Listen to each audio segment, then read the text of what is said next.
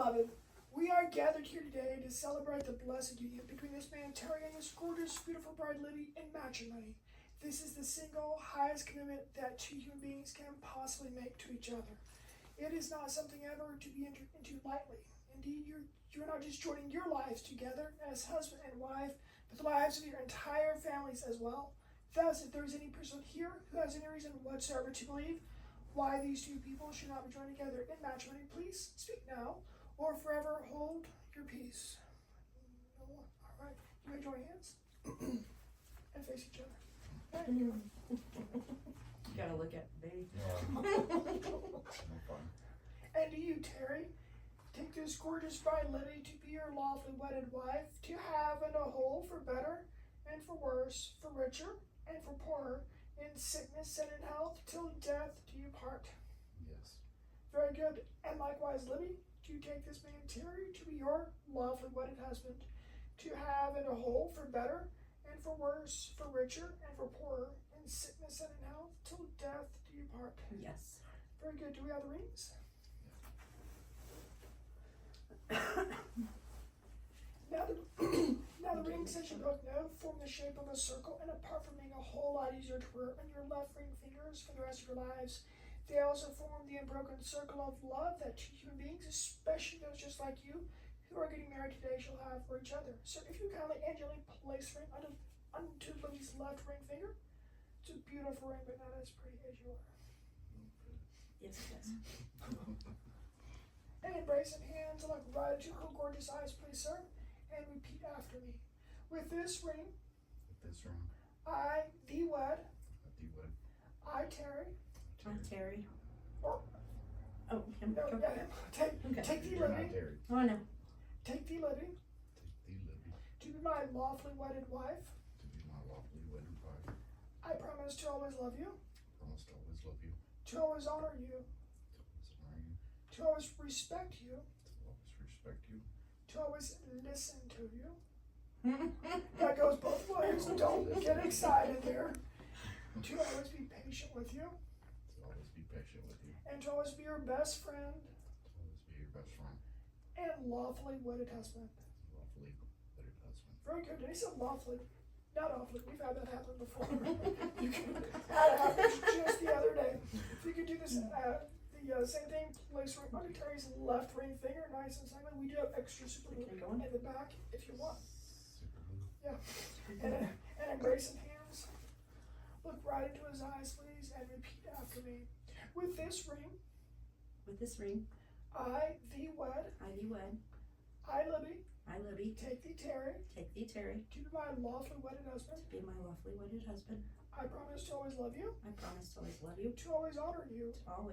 To always respect you. To always listen to you. To always be patient with you. And to always be your best friend. And lawfully wedded wife. Very good. Now, Terry and Libby, I can tell you something. In a marriage, you can be one of two things. You can be right or you can be married.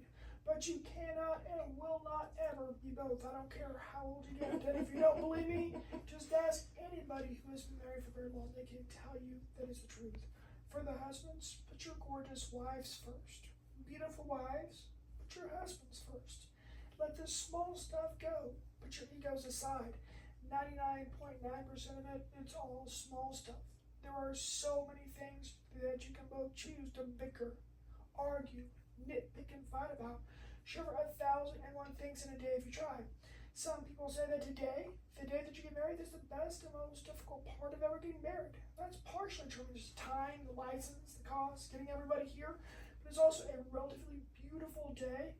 You have a wonderful family and friends here to love and support you. But the truly best and most difficult part of ever getting married, it's not today. It's the day after day, week after week, month after month, year after year of crossing that bridge together. When the going gets tough, and I promise you, sometimes it'll get very tough. The tough don't simply get going, no. They sit back down together. They listen to each other, even when all they feel like doing is talking, or perhaps sometimes not talking. They compromise, even when they only want their own way, because you're not always going to get your own way, and they work it out. If you can do these things, you can and will look back many years from now and have had a very happy and successful and fulfilling marriage. Can and will you both do these things? Yes. Alright, just the last few quick pieces of advice. I promise to keep it short. You are both still very young, but I tell this even to couples in their 80s and 90s and 100s. I've been married people for many years, so I've had plenty of those couples too. There are times in your lives when you both encounter obstacles, problems, difficulties that are too great, too big, too troublesome to solve on your own, or together as a couple.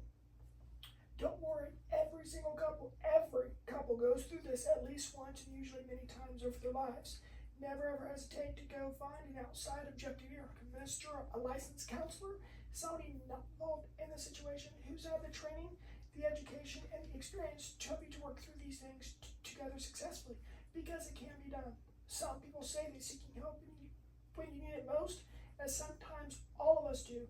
It's a sign of weakness. No, on the contrary, seeking help when you need it the most is not a sign of weakness. It's a definite sign of wisdom and maturity. Also, watch your finances. The number one thing on average that couples fight about is about money. I'm sure you've probably already done this, but if you haven't, put at least 6 months or more of your salaries in the bank and plan for retirement, which hopefully you've already been doing that too, because one day we're all going to be older and you're not going to want to work or be able to work. Also, watch your acquaintances, watch your work colleagues, watch your friends, watch your social media. So many people out there that could care less than zero about your marriage. They're just thinking about one or two very temporary things that never ever last. And I don't care how old you both get, you can be 100 years old. Try to go on a date night at least once a week, just the two of you, doing something that you both enjoy, even if it's just Netflix and dinner on the couch, a picnic at the lake, a sports game, a restaurant, whatever. If you don't do these things, I've seen so many couples start here close together, 5, 10, 15 years later, they're in completely opposite directions because they never spent time with each other. And lastly, sir, there's a very old saying, and any couple just like yourselves that's ever been married for very long can tell you that it's true. Happy wife, happy life. Before you do say or think a single thought, and you might ask yourself, will this make my beautiful wife happy? The answer is no. Don't do it. Now, I say that to you. Of course, there is one other saying, just to be fair to both of you, and that is, of course, happy spouse, happy house. Now, I checked both of my cell phones just before we started. There's been no phone call, no text message, no pardon from the governor or the president. Your last chance to back out. Do you both wish to proceed? Yes.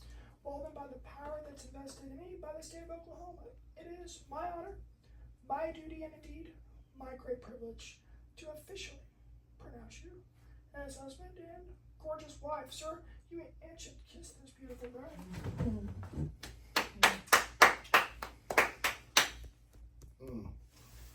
Thank you. You're welcome. And I present